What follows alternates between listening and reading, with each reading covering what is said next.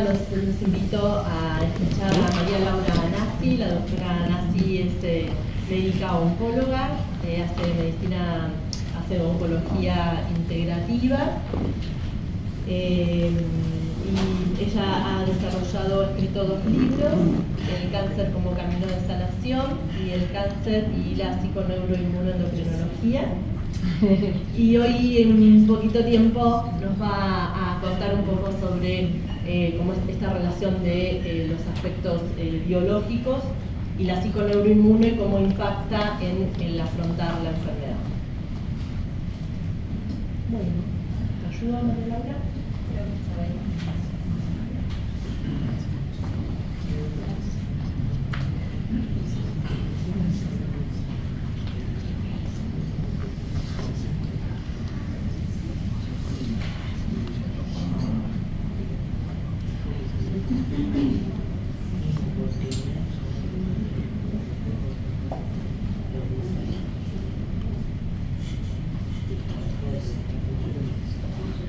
Bueno, gracias Fabiana por la introducción y gracias a nuestros organizadores, al doctor Swenger y a todo el comité organizador por invitarme a estar aquí hoy. Yo vengo a compartir con ustedes un poco esta propuesta de la oncología integrativa, que es una mirada diferente, digamos, de la oncología, y que se basa sobre todo en los fundamentos científicos que aporta la psiconeuroinmunología. Yo me formé como oncóloga clínica en Estados Unidos, en Sloan Kettering. Después estuve haciendo investigación en Suiza, o sea que tuve una formación muy ortodoxa. Pero estando en Suiza buscando nuevas moléculas para desarrollar como medicamentos anticáncer o oncológicos, me di cuenta que estábamos mirando como por el cerrojo de una cerradura y mirando solamente a las células tumorales, sin tener en cuenta cuál era la relación entre esas células cancerosas y el resto de las células que forman el tumor, y además ese crosstalk o esa interrelación con el sistema inmune, teniendo en cuenta que en cada persona ese sistema inmune va a estar funcionando de acuerdo a quién sea esa persona y cómo está funcionando y cómo está viviendo. Entonces me dio la sensación de que estábamos como mirando por el cerrojo de una cerradura a una partecita del problema y no pudiendo ponerlo en contexto. Voy a intentar en 15-20 minutos tratar de transmitirles, compartir un poco esto que es esta mirada integrativa, y ojalá que pueda, aunque sea, crearles la inquietud de querer ir y mirar más allá. Uno de los descubrimientos más importantes en las últimas décadas es justamente que nuestro genoma, que es esa biblioteca de genes que tenemos en cada una de las células, responde dinámicamente tanto al medio externo como al medio interno. Hoy por hoy sabemos que las condiciones del medio externo, de cómo vivimos, de qué comemos, si hacemos ejercicio, cómo nos relacionamos, van a afectar a nuestros genes. Este es un ejemplo de 2 ratitas que fueron criadas igual, salvo que una fue criada a una temperatura menor que 20 grados y otra a temperaturas mayores que 30 grados. Solamente con el cambio de temperatura del medio se activaron ciertos genes que le dan el color a las orejas, a las patitas en la ratita de la izquierda, y que fueron inactivados en la otra. Esto es un claro ejemplo de cómo el medio externo va activando, prendiendo o apagando diferentes genes en nuestro genoma, en nuestra librería de genes. A mí me gusta esta imagen de pensar que la forma en que vivimos está haciendo que nosotros prendamos ciertos genes y apaguemos otros, y que esto es algo dinámico, ¿no? Que va cambiando. Por ejemplo, si hemos vivido un tiempo de nuestra vida alimentándonos mal, de forma sedentaria, vamos a estar activando genes más inflamatorios, y que si retomamos una alimentación saludable, ejercicio, meditación, vamos inactivando esos genes inflamatorios y activando los antiinflamatorios. Obviamente esto es una síntesis, digo, de lo que se sabe, pero ya les puedo decir, y esto está en la literatura, que se conocen cuáles son los mecanismos más utilizados en este prender y apagar genes, que tienen que ver con la acetilación de las histonas, que generalmente activan a los genes, la metilación del ADN, la introducción de ARN no codificantes, son como los primeros sistemas epigenéticos de cómo prender y apagar los genes. Y ya hay amplia literatura de, por ejemplo, qué alimento, la cúrcuma, cómo acetila a tal gen, o el ejercicio o la meditación, cómo metila o acetila ciertos genes. Hoy por hoy eso es para otra charla entera, pero la literatura está. Y esto es un ejemplo de un estudio en donde se estudiaron gemelos monocigóticos. En donde se ve que a la edad de 3 años la activación de los genes era prácticamente similar en cada uno de los casos, pero llegados a los 50 años ya hay una diferencia entre la expresión de genes entre un hermano y el otro. Y esto se da en cada vez. O sea que por más que nacieron con un mismo genoma y un mismo patrón de activación o inactivación de ciertos genes, la vida misma lo fue llevando a activar diferentes patrones de genes. Entonces quiere decir que nosotros nacemos con una biblioteca de genes y que de acuerdo a cómo vivimos vamos activando o desactivando el genoma y así produciendo un fenotipo más saludable o un fenotipo menos saludable y más vulnerable para las enfermedades. Que ya sabemos que lo que es el fenotipo que se asocia a todo lo que es la activación de genes inflamatorios nos hace vulnerables a enfermarnos no solo de enfermedades cardiovasculares, de Alzheimer, de enfermedades artríticas crónicas y también de cáncer. Hay un terreno inflamatorio que es común a muchas de estas enfermedades crónicas. Entonces, como dice en esta frase, cada uno es su propio creador, que se crea sin cesar a partir de sus propios genes con la ayuda de los alimentos, de los hábitos, de los pensamientos, de las creencias que vamos cultivando en nuestra vida. Ya sé que hay varios oncólogos acá en la sala. Hay un estudio muy interesante de Dean Ornish, que también publicó en el PLOS o PNAS, ahora no recuerdo, que es por pacientes de cáncer de próstata. Hicieron biopsia, eran todos grisos menor de 7 y tumor localizado, y no tuvieron cirugía ni radioterapia, pero los sometió a 3 meses de dieta estricta, ejercicio y meditación, y a los 3 meses los volvió a biopsiar y les hizo el panel genómico. Y lo que se vio fue que con la dieta, el ejercicio y la meditación hubo un cambio en la morfología, digamos, en la expresión de malignidad a un Gleason menor, y el panel genómico también cambió. Es un estudio que está bien hecho y documentado, cómo con los hábitos de vida podemos afectar esto de la activación y desactivación de genes.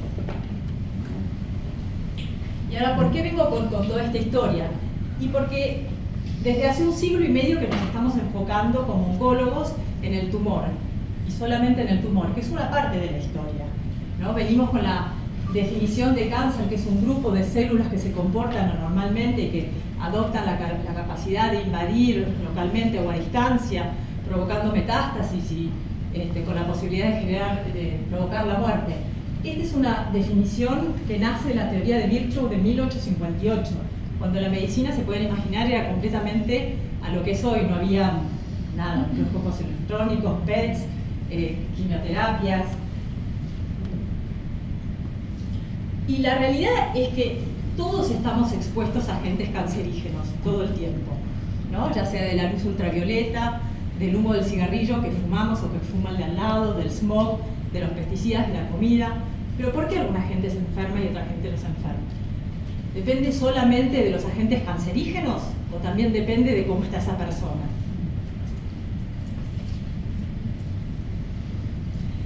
Y ya hay bastantes artículos que apuntan a entender el cáncer desde lo que vemos acá. Es una célula que tuvo un estímulo nocivo y sufrió una mutación.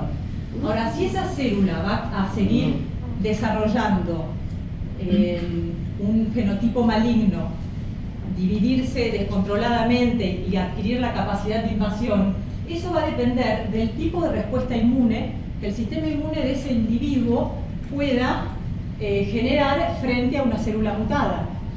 Ya hay algunos estudios que apuntan a pensar que estamos todos formando pequeños cánceres y que si nuestro sistema inmune produce una respuesta inmune mayormente con células T citotóxicas antitumorales, puede hasta llegar a la regresión de ese tumor y desaparición, cuando son cánceres muy pequeños. En cambio, cuando la respuesta es inflamatoria,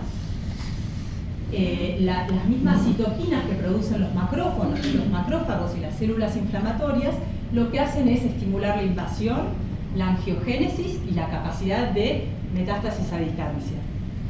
O sea que el tema de que estemos sufriendo mutaciones en nuestras células por el contacto con el medio, el destino de esas células va a depender de cómo esté nuestro sistema inmune y cuál sea la respuesta de nuestro sistema inmune. Esto se vio claramente en un estudio publicado en 2005 en pacientes con cáncer de colon, donde se estudiaron las biopsias de esos pacientes y se vio que aquellos que tenían un mayor infiltrado linfocítico alrededor del tumor tenían menos metástasis y mayor sobrevida. Y esto era un factor independiente. En el análisis multivariado era uno de los factores independientes. Ahora hay un nuevo estudio reciente que hicieron retrospectivo con uno de los estudios del Big 298, no sé si en cáncer de mama, y que vieron que también el infiltrado linfocítico es un factor independiente pronóstico en pacientes con cáncer de mama.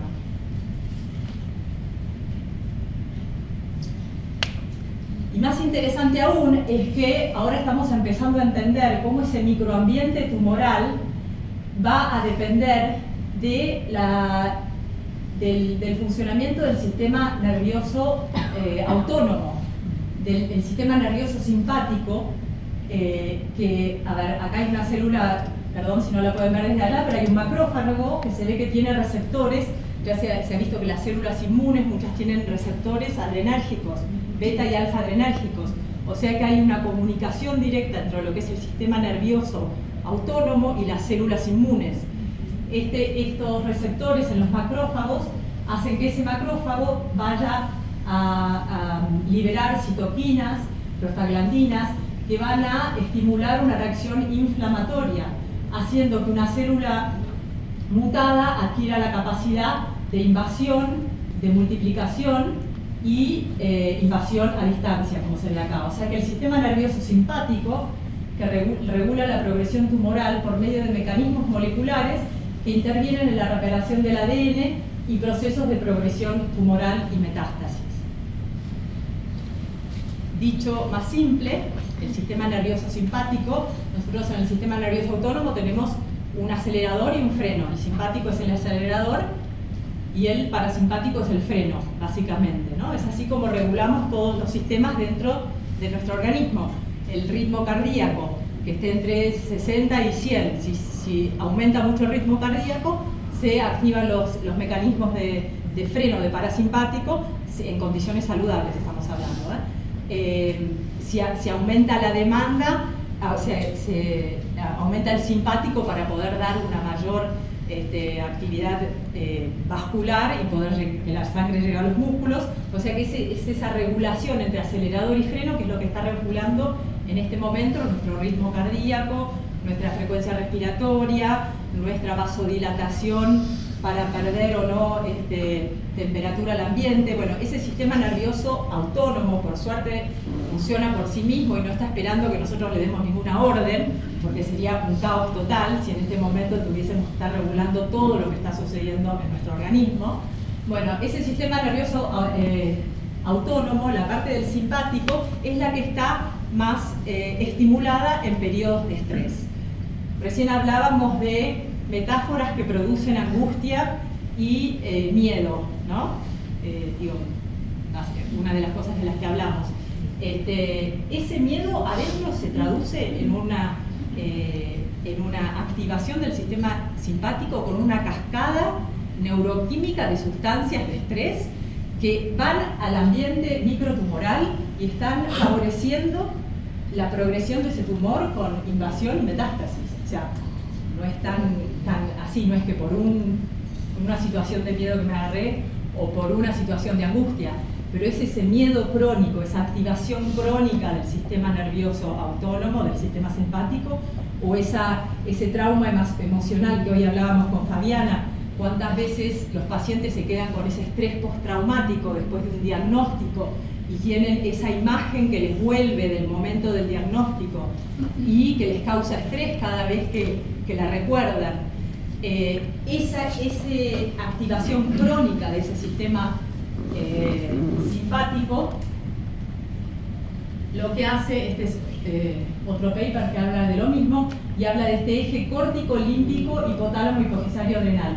O sea, la parte de nuestra corteza prefrontal, nuestros pensamientos, nuestras creencias van a afectar al sistema límbico, al sistema emocional, y eso va a afectar directamente a una activación del hipotálamo, hipófisis, glándula adrenal con la producción de cortisol y adrenalina, noradrenalina, y eso va a afectar directamente al microambiente tumoral. Y los psicólogos saben mejor que yo, pero después hay circuitos de retroalimentación en el estrés postraumático, ¿no? Esto de que la amígdala a su vez va a retroalimentar a la corteza prefrontal y entonces se arma todo este circuito de pensamientos que gatillan al sistema límbico, y el sistema límbico sigue desencadenando la respuesta hipotálamo hipofisario adrenal y se sigue retroalimentando negativamente, con pensamientos negativos, pero retroalimentando positivamente y manteniendo ese eje activo todo el tiempo.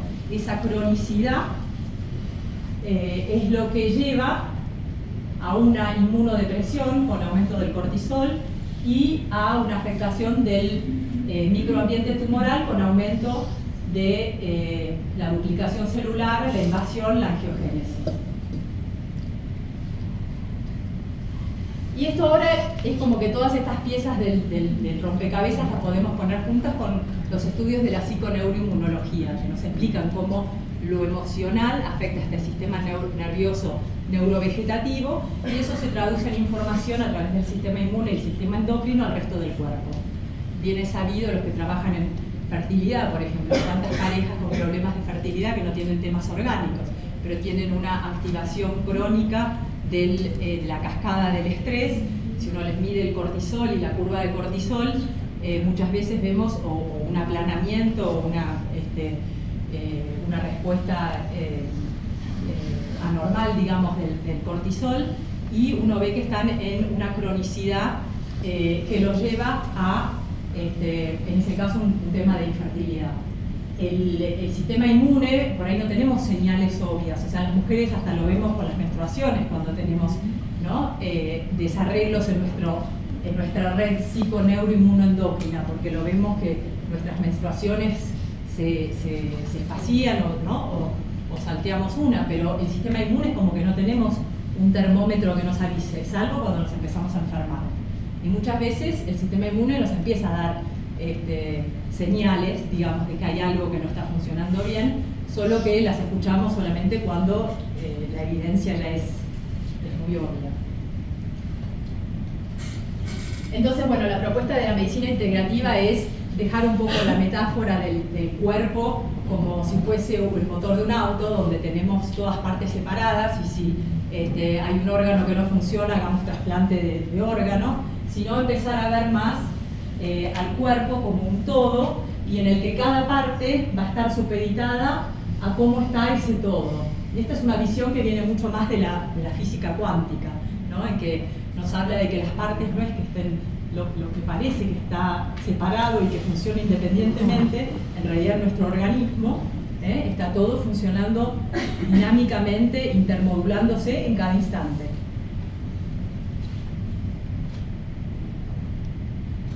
Ya Sir William Osler dijo esto, el padre de la medicina moderna, dijo: tengan más en cuenta al paciente individual que a las características de la enfermedad. Porque lo que estamos entendiendo de esta mirada integrativa y de otras miradas más holísticas de mirar al ser humano en su totalidad, entendemos que la salud tiene que ver con un equilibrio biopsicosocial espiritual. Y que en una persona que está expuesta, como todos estamos, a estímulos externos o internos de pensamientos, por ejemplo, el tema, si nos podemos adaptar a las necesidades de cada momento, nos vamos a mantener en equilibrio y en salud. El tema es cuando o la demanda es demasiado fuerte o demasiado o aumenta la demanda sostenidamente en el tiempo, y los sistemas reguladores ya no pueden mantenernos en un equilibrio, y esa no adaptación a la respuesta provoca un desequilibrio y nos hace vulnerables a enfermarnos. Entonces, yo uso la metáfora del piquete. No sé si es mejor o peor que la de guerra, pero es la que uso porque me sirve para explicarle al paciente qué es lo que está pasando. Por lo menos desde el punto de vista de la medicina integrativa basada en la psiconeuroinmunología. Y la metáfora del piquete es, mira, el tumor es como un grupo de células que dicen así no va más, así hay algo que no va. Están delatando un sistema psiconeuroinmunoendocrino que está fallando, porque si estuviese funcionando bien, hubiese reconocido esas células y las hubiese reparado o eliminado. Entonces, el tema, la medicina convencional con la cirugía, la radioterapia, la quimioterapia, es bárbara para acorralar el piquete, sacarlo de la calle lo posible, que no siga causando daño. Pero si no atendemos a qué es lo que hizo que ese sistema psiconeuroinmunoendocrino no esté funcionando correctamente, si es un tema de estrés crónico, de trauma emocional que quedó como un estrés postraumático, si es un tema espiritual, cuántas personas pierden el sentido de vida y al poco tiempo se enferman y mueren. Digo, cada persona llega a un estado de vulnerabilidad con la enfermedad muy personal. No es que todos los que se enferman de cáncer de mama llegan al cáncer de mama por el mismo camino. Entonces, al explicarles así, que la idea de poder entender cómo viene viviendo esta persona y qué es lo que la llevó a un estado de vulnerabilidad que permitió que ese piquete no solo apareciera, sino que, bueno, que siguiera creciendo. Y la idea de la medicina integrativa es usar lo mejor de la medicina convencional para sacar el piquete, tratar de eliminarlo, y lo mejor de lo que son las terapias complementarias, que no me gusta usar este término, pero ahora vamos allá, para restablecer lo que es el equilibrio biopsicosocial espiritual. ¿Sí? Entonces, hoy por hoy lo que sabemos que para restablecer la salud de ese sistema inmune y de esa red psiconeuroinmunoendocrina, tenemos que volver a lo básico, a comer bien, porque hoy sabemos que 2/3 partes del sistema inmune están en las placas de Peyer, alrededor del intestino. Si comemos mal, inflamamos el intestino y eso altera nuestro sistema inmune. También sabemos que todo el tema del microbioma, no sé si vieron que hay muchos estudios recientes que muestran cómo el microbioma afecta incluso a cómo respondemos a inmunoterapias de las más sofisticadas que hay ahora en oncología. O sea que la alimentación va a alterar esa flora y puede hacer que respondamos mejor o no, que nuestro sistema inmune funcione mejor o no. O sea, la alimentación es básica, el ejercicio es básico, sobre todo en cáncer de colon hay muchos estudios que demuestran la efectividad del ejercicio. El sueño, el dormir bien, hoy estamos durmiendo como 2 horas menos que hace 40 años y el sistema inmune necesita de 7 horas, 8 horas seguidas de sueño para poder seguir con todo lo que es la memoria inmunológica. Bueno, esto es de nuevo todo para otra charla e ir en detalle, pero nuestros hábitos de vida, de cómo comemos, si hacemos ejercicio, cómo dormimos, cómo lidiamos con el estrés, cómo nos vinculamos, que ese es un gran tema, todo lo emocional y cómo nos vinculamos. Y cómo nos conectamos con ese sentido, lo que le da sentido a mi vida, que va a ser diferente de lo que le da sentido a la vida de la otra persona. Bueno, todo esto va a afectar esa red psiconeuroinmunoendocrina y me va a poner en un fenotipo más saludable y más fuerte frente a a los agentes cancerígenos o más vulnerable y aumentar mis chances de enfermedad. Esto es un comunicado del CDC. En 2012 ya se dispuso que el 60% de los cánceres podrían ser prevenidos, que ni siquiera ocurrirían si cambiáramos los hábitos de vida. Y acá ni siquiera tomaron en cuenta el tema del estrés y de lo emocional. O sea que si le agregamos cómo lidiamos con el estrés y lo emocional, podríamos pensar que es aún mayor. Esto lo voy a pasar un poquito más rápido, y lo que quiero compartir es esto de que desde la oncología integrativa hacemos una evaluación del ser humano en todas sus dimensiones, ¿no? No solo en lo biológico, cómo está el tumor y cómo están funcionando su hígado y sus riñones y su corazón, pero también en cuáles son los pensamientos de esa persona, cuál es ese imaginario, cuál es la metáfora con la que está lidiando con su enfermedad, cómo se vincula esto de cómo lidia con sus emociones. Es un tema enorme y para explorar, que recién ahora estamos entendiendo todo el impacto de lo emocional en lo biológico. Lo social, cuántas personas que están en un vínculo social, la típica caso de una mujer con un cáncer que va a hacer quimioterapia y está todo bien, estamos atacando el tumor, pero vuelve a la casa, se es violentada por el marido, está cada día activando ese eje hipotálamo hipofisario adrenal y causando inmunosupresión. O sea, está todo bien darle quimioterapia, pero también al mismo tiempo tendríamos que ver toda la parte socioecológica. Y la parte espiritual, como dije, que también nos contacta con esa energía vital. Esto de entender que somos sistemas abiertos y dinámicos y la interacción con el medio también influye. Por eso es tan importante que en ambientes médicos el ambiente mismo, desde lo físico y también desde el trato humano, favorezca lo que es el parasimpático, ¿no? y elimine lo mayor posible las causas de estrés. Hoy por hoy, ¿cuántos hospitales? Bueno, acá ahora vamos a tener a Vicky que va a charlar justo de eso, de una de las formas, ¿no? de favorecer un ambiente agradable para crear un microambiente interno saludable. Entonces, desde esta mirada, el cáncer es una enfermedad sistémica siempre, por más que se presente precozmente. Hay que mirar a la persona toda, porque es como una plantita que tiene una hoja mal y yo digo, bueno, le corto la hojita y ya está. No, tengo que fijarme a ver qué pasó, si tiene sol, si tiene... Yo uso mucho esta metáfora de una planta que se desvitaliza. Le digo a la persona, mira, si tu sistema inmune está desvitalizado y tu red psiconeuroinmunoendocrina, bueno, la idea no es solo ponerle agua. A ver qué vas a hacer. Remover la tierra, necesita nutrientes, está mucho al sol, quitar lo que no sirva, ¿no? Y, o sea que es una estrategia terapéutica de sinergia, ¿no? Con múltiples terapias. Que desde la oncología integrativa, nuevamente, es la terapia convencional, digamos, con la cirugía, la radioterapia, la quimioterapia, la psicoterapia desde una mirada integrativa también, con todas estas otras técnicas ya validadas de yoga, meditación, respiración, que sabemos que lo que hacen es, sobre todo, o como mínimo lo que hacen es inducir la respuesta de relajación, o sea, estimulando el parasimpático y creando un equilibrio dentro de un sistema que está desequilibrado. Y a mí no me gusta llamarlas complementarias porque para mí esto es tan importante como darle la quimioterapia. O sea, no tiene sentido tratar de quitar el piquete si no hacemos algo para mejorar la situación. O sea que, bueno, esto también para decir que la oncología integrativa no rechaza la medicina convencional y tampoco acepta cualquier tratamiento complementario. No es que todo sirva.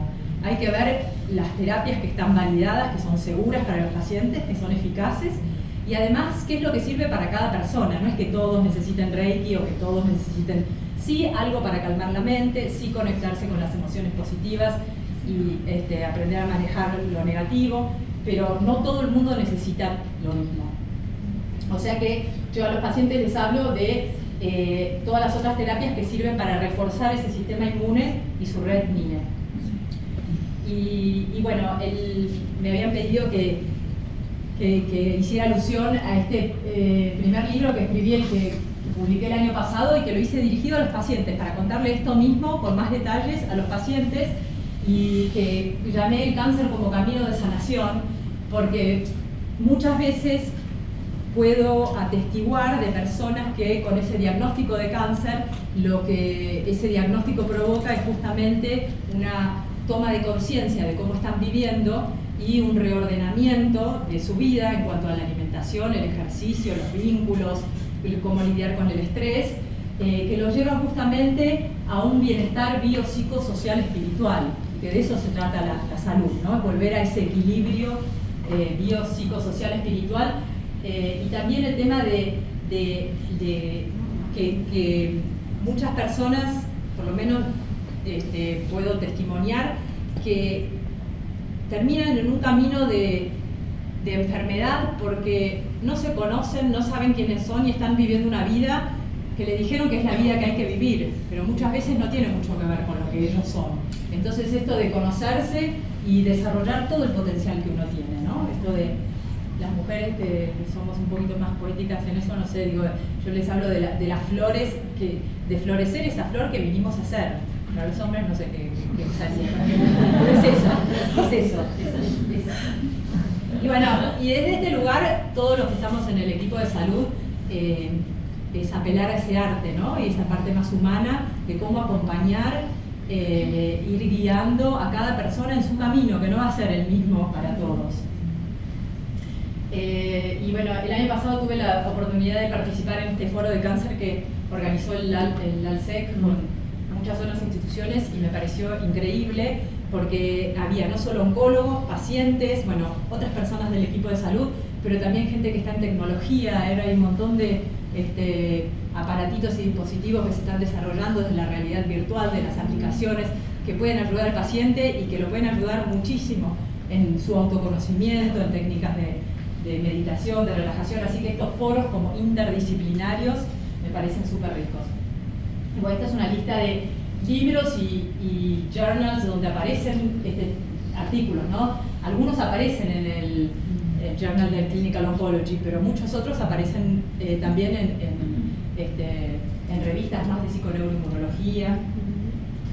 Y bueno, el año pasado, a fin de año, publicamos con Margarita Dubourdieu, que es una psicóloga que trabaja desde esta mirada integrativa en Montevideo desde hace más de 20 años, y publicamos este libro que sería como la versión más para profesionales, cáncer y psiconeuroinmunología, explicando todo esto, pero desde un lugar un poquito más formativo y nada, con referencias. Bueno, eso es lo que quería compartir.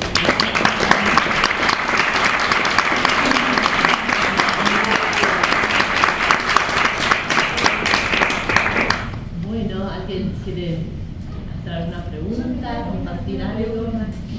Soy médica de trabajo electivo y se nos presentan muchas veces un poco fusionando las dos charlas, que es muy interesante, esto de que cuando el paciente a veces llega a nosotros en un estadio muy avanzado y muy desahuciado, ¿no?, de los tratamientos convencionales, y entonces empieza esto de la lucha, porque realmente ahí él sigue luchando, de golpe le viene que no hay más lucha, entonces empieza la familia con la presión de todo el mundo a lo complementario, ¿no?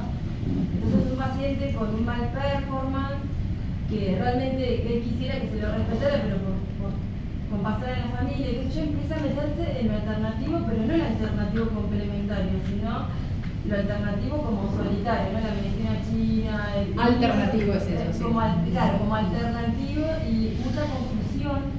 Quizás acá también es un lugar chico y uno no sabe mucho qué recomendar, porque todos tenemos tanto conocimiento de esto, pero lo deja como ir sabiendo de que en algunas situaciones no sería lo recomendado que haga periodos prolongados de inanición, o que no ingiera, y entonces realmente sus últimos días son con enojo, muy estresados porque está haciendo una dieta que no le corresponde. Entonces, ¿en qué momento sería bueno recomendar? Nosotros tendremos que intervenir o dejarlo hacer, o sea, como esta parte, ¿no? En este estadio puntual, ¿no? Yo estoy convencida de lo que decís, pero es también muy difícil porque lo que vos decís hablas de un cambio de vida radical, ¿no? Y en alguien que tiene pocos minutos, hacer todo ese cambio, creo que genera más estrés, no sé. Si me explico. Sí, a ver, te puedo decir un par de cosas. Sí. Primero que hay muchas personas hoy que están en periodos terminales desde lo clínico, muchas personas, son casos excepcionales, Sí. pero hay personas que se han recuperado completamente de casos incurables de la medicina. Hay un libro que escribió Kelly Turner, que es una científica norteamericana, sobre los casos de cánceres incurables que se curaron. Y ella menciona como las 9 pautas que estas personas hicieron, ¿no? Cómo hicieron para salir de una situación tan avanzada. En general son personas que tomaron las riendas de su enfermedad, de su situación de salud de enfermedad, que hicieron algo más que la medicina tradicional, que hicieron un cambio importante en la dieta, que hicieron algo que tiene que ver con, de alguna forma, meditación, respiración, pero entrenar la mente, conectarse con emociones positivas, con situaciones, con personas positivas, alejarse de las negativas, conectarse con lo que realmente le daba sentido a la vida. Esas son como lo que tienen en común estas personas que hicieron un camino excepcional. O sea que yo en eso soy un poquito, a veces me tildan de que soy un poquito demasiado optimista por ahí para algunos pacientes, ¿no? Como que ya vienen con un estadio avanzado, metástasis hepáticas, cerebrales, pero la verdad que he acompañado pacientes durante meses y a veces más de un año, hasta 5 años, en situaciones donde de la medicina convencional no le dábamos esa sobrevida. Y bueno, pude compartir y la verdad que para mí fue un honor, por ejemplo, una paciente que hizo un curso divino de 1 año y medio donde floreció y abrió toda una parte artística que compartió con toda la familia y quedó todo eso en la familia. Y era una paciente que tenía semanas de vida supuestamente y tuvo 1 año y medio floreciente y disfrutando. Entonces, esto de si uno ya lo cierra, por eso esto de los sistemas abiertos, si uno dice, bueno, ya no hay más nada para hacer, entonces el paciente mismo empieza, ¿y para qué voy a ir a gimnasia? ¿O para qué voy a comer bien si total no importa? Somos un sistema abierto y dinámico. Cuanto más nos cerramos, más es la posibilidad de que nos marchitemos más rápido, digamos, ¿no?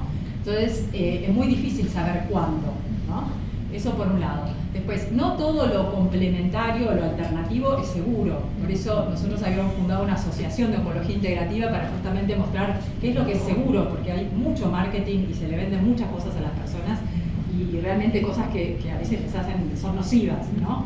Y bueno, ese es un camino que creo que tenemos que hacer entre todos. Yo por mi parte este año, después de que presentamos este último libro en la Asociación de Oncología Clínica, les propuse a la asociación y este año, a partir de junio, vamos a dar un seminario de 6 módulos que va a estar transmitido por la Asociación de Oncología Clínica a todo el país, gratis, sobre las bases de la oncología integrativa. ¿Qué es una buena alimentación? ¿Qué es dormir bien? ¿Cómo lidiar con técnicas antiestrés? O sea que eso va a estar como a disposición para que empiece como un intercambio y la gente empiece a informarse más.